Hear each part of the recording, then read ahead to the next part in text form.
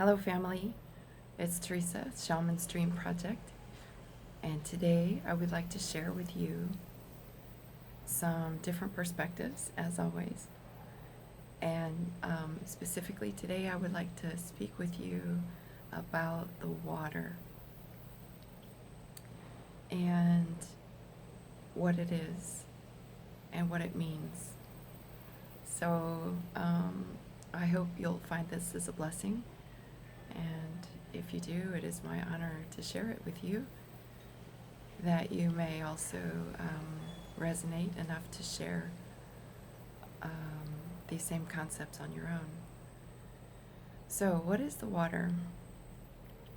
So a lot of people look at water as a sort of inanimate object or a resource for us to exploit or partake of at will whenever we want. It's always going to be there, right? We just kind of take it for granted that when we turn on the tap, the water will come out. And some of us actually take for granted that they can drink the water out of the tap. Very few places left on the planet where I would recommend doing that. But nonetheless, that's essentially our relationship with the water right now in July 2020 on Caesar's calendar of fake time. So I look to the ancient ancestors and their wisdom to learn about everything really, but the water especially. And when we do ceremonies, we sing all kinds of songs to the water. We have a spirit of great connection and respect. Remember, respect means to again look. And we cherish the water because water is life. It is the sacred medicine of life. And one of the songs that came to mind, it's the lyrics are in Spanish, so I'll translate into English for the majority of the audience. That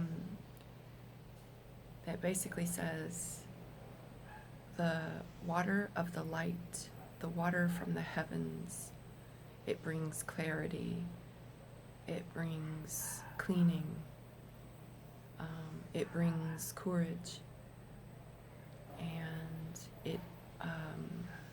it is the first medicine of all the medicines. Like, think of all the plants, all the herbs, all the flowers, all the things in nature that can bring us healing and cleaning and cleansing.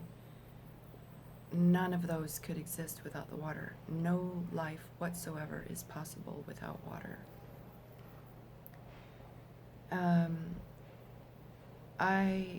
For those of you who have met me in the 3D physical, can probably confirm. I've mentioned this, or at least this has come across in some way, that I'm able to remember the so-called prior lives. And the first time I arrived on this planet was as light coming from the stars, like coming from the universe. Just a pure source of light. And then when arriving on the planet, it turned into like water. It essentially gave birth to all the rivers and the lakes and the streams and the grass and the flowers and the trees and all the other life which sprang, biological life which sprang from the water itself. So for me, when I hear agua de luz, it has a really special meaning. The water of the light, or the water that comes from the light. It's very true. And this life essential, you could say, element also has a consciousness. It is consciousness. I will include a link in the show notes to some of Dr. Emoto's work, if you're not familiar with that. There was even a movie. I'll try to include that as well. It's more entertaining, perhaps, than the scientific presentation of his work, but it was done in a sort of funny movie, and I will include that in the show notes for you to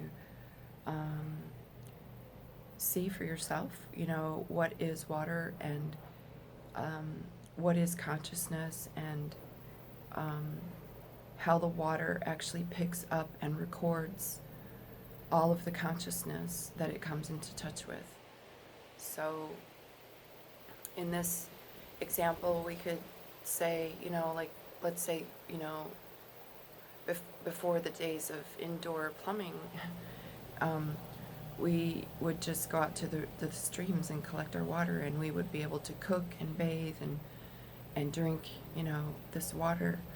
But then as the so-called Industrial Revolution came, or the even before that, when the big cities were being built in places all over the world, and we came up with this idea of indoor plumbing, and so we don't re-spect, we don't again look at the cycle of the process.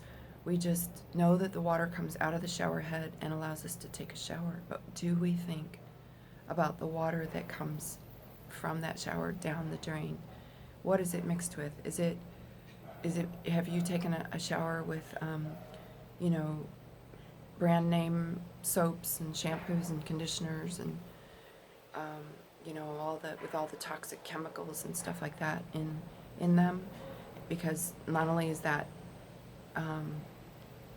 causing you to become toxified because these things are being absorbed through your skin, but also the water that goes down the drain is also toxified with all these chemicals.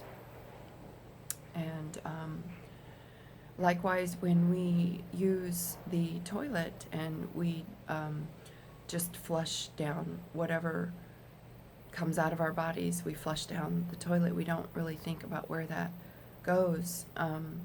And if you live in a city, it goes through a sewer system and usually returning into the municipal water supply plant, where it is quote unquote treated with all sorts of chemicals and things to kill all of the bacteria and the viruses and the parasites and everything that comes out of our body and pollutes this water. But again, that's more chemicals going into the water, and the water, being consciousness, picks up the energy or the frequency of all these toxic chemicals and carries that within the consciousness of the water. And you can't really erase that with the technology that we have on hand currently. I believe later this year we will see more public awareness of these sorts of technologies, but for the moment, the technologies don't exist, so we're still relying upon inefficient and outdated methodologies for treating, as they say, treating the water. So in addition to that, I want to also mention that the internal waters of our body and however polluted they are, let's say, take, say, the United States, for instance, where I believe I read a statistic recently that said something along the lines of 1 out of every 5 people is taking some form of pharmaceutical drugs, including antidepressants and psychotropic medications. So all of these toxic drugs are also being flushed through our systems and back into the water. And then the last thing to consider about the water is that all the industrial manufacturing plants, and in particular the aluminum manufacturing plant, you know, your Reynolds wrap that you just find it so convenient to just tear a piece of that off and cover a bowl of something and put it in your fridge, and then when you're ready to eat whatever's in the bowl, you take the foil off and chuck it in the rubbish. So that industry, along with the fake fertilizer industry, these two in particular, when they're manufacturing these products, the aluminum foil and the fake fertilizers, up through the chimney stacks of their manufacturing plants rises, well, essentially it's a level 4 hazardous material, or a level 4 hazmat. And I always goof up this name because it's really long, but I'll try to include it in the show notes. But it's something like hydrofluorosilicic acid. And if you were to spill it onto the concrete, it would burn a hole in the concrete. So it's very toxic stuff, and it costs too much to dispose of it properly because there really is no way to dispose of it properly. And as such, industry's solution to pollution is dilution in our water supplies. So in addition to this level 4 hazmat material generated by these two particular industries, as I mentioned, you have a variety of other industries that essentially do the same. They dump their hazardous materials and byproducts of the manufacturing into our water. So the average municipal water supply in the United States, for the last several decades, it's been going on for, you know, better part of a century. But in the average water supply, you'll find things like cadmium, arsenic, lead, mercury, nuclear waste, and then of course the hydrofluorosilicic acid, level 4 hazardous material, plus all the other aforementioned chemicals, bacteria, viruses, and parasites, and other things that get flushed through our bodies and flushed, you know, into the water supply. So if we take a look around at the environment, and I mean everything on a spiritual, physical, mental, psychological level, and we see, you know, the utter madness going on in our society, it comes down to the water family. When the water is polluted, everything is polluted. And so it is my fervent desire to bring into manifestation all of the previously suppressed or unknown technologies into this world so that we may clean up the waters internally and externally. And if you agree with me, family, then it is so. So, as always, I encourage and appreciate your strong, powerful, beautiful ability to create. Your source connection is most welcome at this time when we are manifesting a new world, right? Then the last thing I wanted to leave you with regarding the water is at this time in the year 2020, the water, which brings clarity, which brings healing, which brings comfort, and which brings courage, the water will flow this year in an extraordinary way. And by that I mean we will see the water in the external environment. Tornadoes, tropical storms, hurricanes, typhoons, tsunamis maybe, but all forms of water coming from the sky and coming by way of what they call natural disasters, you know, or tropical storms, hurricanes, these kinds of things. We'll also see a lot of water being expelled from the body through the form of tears. All over the world, especially in the Eastern Hemisphere, there will be a lot of this type of movement of the water this year. Also, the blood is a form of water, so we will see a lot of bloodshed as well.